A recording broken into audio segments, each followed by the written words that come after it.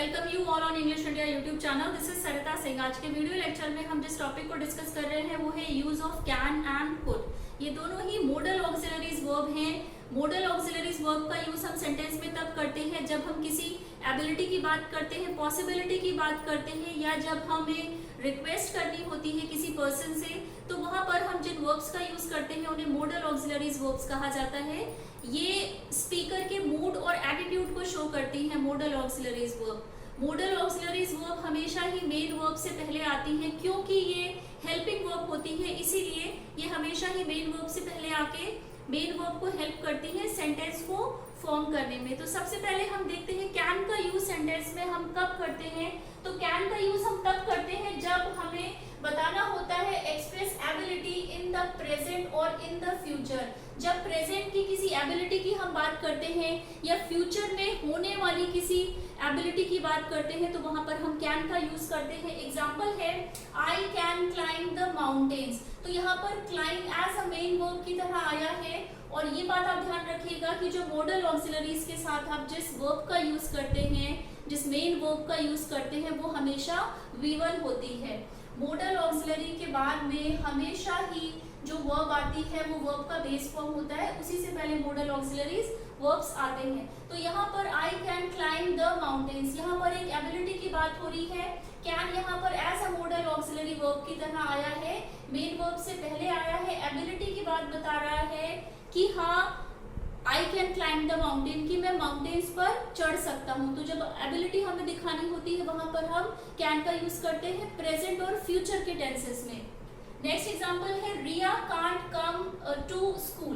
तो यहाँ पर जो कांट है, जब हम नेगेटिव के सेंटेंस को फॉर्म करते हैं तो मोडल ऑक्सिलरी के जस्ट बाद में हम नॉट का यूज करते हैं। कॉन्ट्रैक्शन फॉर्म है, कैन नॉट भी लिख सकते हैं, कांट लिखा गया है यहाँ पर। रिया सेंटेंस का सब्जेक्ट है, मोडल ऑक्सिलरी है, हेल्प करा है इसने मेन वर्ब को, मेन वर्ब से पहले आई है।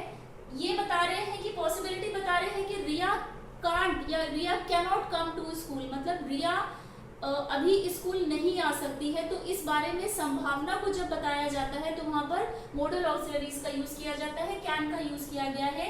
नेक्स्ट जो एग्जांपल है वो इंटेरोगेटिव एग्जांपल है, can you see the big black rock in the distance. तो यहाँ पर भी एक एबिलिटी की बात हो रही है, क्योंकि इंटेरोगेटिव का क्वेश्चन है। इंटेरोगेटिव के जो भी क्वेश्चन फॉर्म होते हैं उनमें हमेशा ही हेल्पिंग वर्ब पहले आती है, क्योंकि कैन यहाँ पर as a modal auxiliary verb की तरह आई है, ये एज अ हेल्पिंग वर्ब की तरह आई है, क्योंकि इसने हेल्प करा है मेन वर्ब को। सी यहाँ पर मेन वर्ब है, सेंटेंस का सब्जेक्ट बाद में आएगा, मतलब मोडल ऑक्सिलरी के बाद में सेंटेंस का सब्जेक्ट आएगा, उसके बाद में मेन वर्ब आएगी, क्योंकि इंटेरोगेटिव का क्वेश्चन है। तो can you see the big black rock in the distance की बात हो रही है, मतलब पूछा जा रहा है कि क्या तुम देख सकते हो जो रास्ते में जो बिग ब्लैक रॉक है।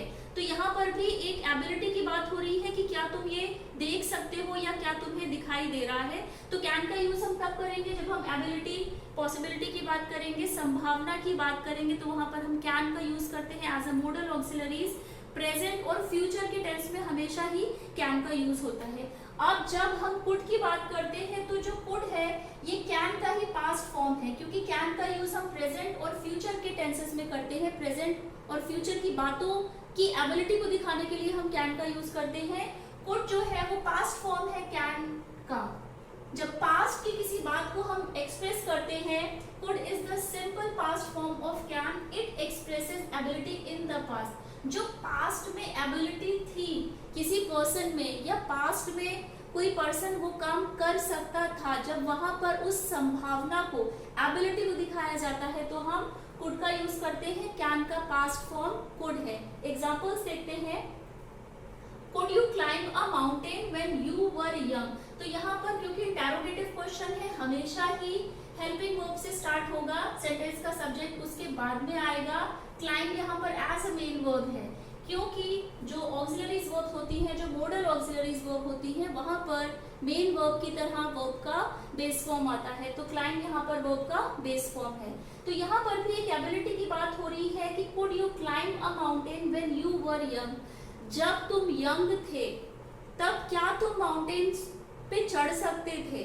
तो यहाँ पर जो पास्ट की बात हो चुकी है, पास्ट में आप कि अंदर वो एबिलिटी थी या नहीं, ये बात हो रही है। तो इसीलिए कुड का यूज किया गया है जब हम पास्ट की एबिलिटी के बारे में बात करते हैं। नेक्स्ट एग्जांपल है I could say the alphabet when I was 2 years old। तो आई यहाँ सेंटेंस का सब्जेक्ट है, कुड यहाँ पर मॉडल ऑक्सिलरी वर्ब है, से यहाँ पर मेन वर्ब है, मेन वर्ब को हेल्प करा है, हेल्पिंग वर्ब ने helping verb model auxiliary verb है।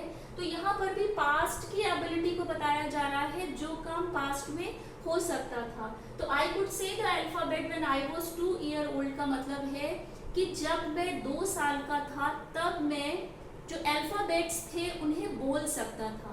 तो पास्ट की एबिलिटी को शो करने के लिए हम कुड का यूज करते हैं, और जब हम प्रेजेंट या फ्यूचर की एबिलिटी की बात करते हैं तो हम कैन का यूज करते हैं। तो आज की वीडियो लेक्चर में हमने कैन और कुड के यूज को डिस्कस करा है। आई होप आपको आज का वीडियो लेक्चर पसंद आया होगा।